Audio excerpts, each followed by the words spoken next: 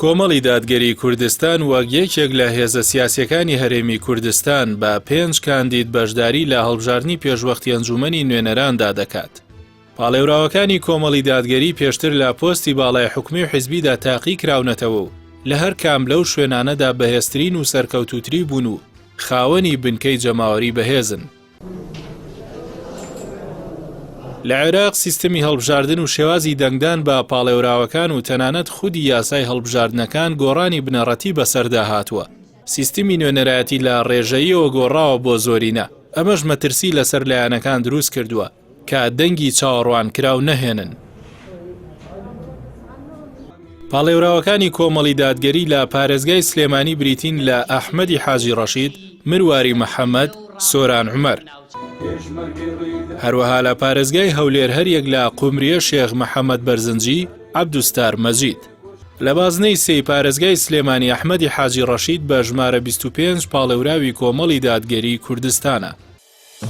بازنەی سێی پارێزگای سلێمانی ئەم قەزا و ناحیانە دەگرێتەوە: هەڵەبجە، سەید سادق، قەزای شارەزور، قەرەگۆل، زەڕایەن، وارماوە، بیارە، خوورماڵ، سیروان، پێنجوێن، ناڵپارێز، گەرمک و گوندەکانیان.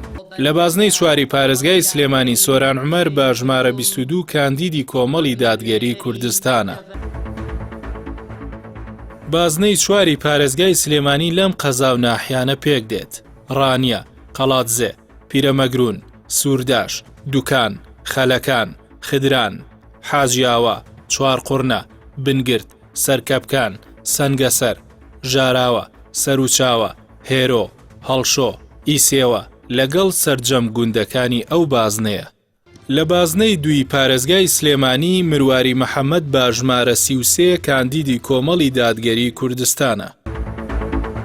بازنەی دوی پارێزگای سلێمانی ئەم شوێنانە دەگرێتەوە: بازیان، ئەڵایی، تەیناڵ، بەردەقارەمان، گۆپاڵە، عەربەت، ناوگردان، 120، زڕگوێز، قەرەداخ، سێوسێنان.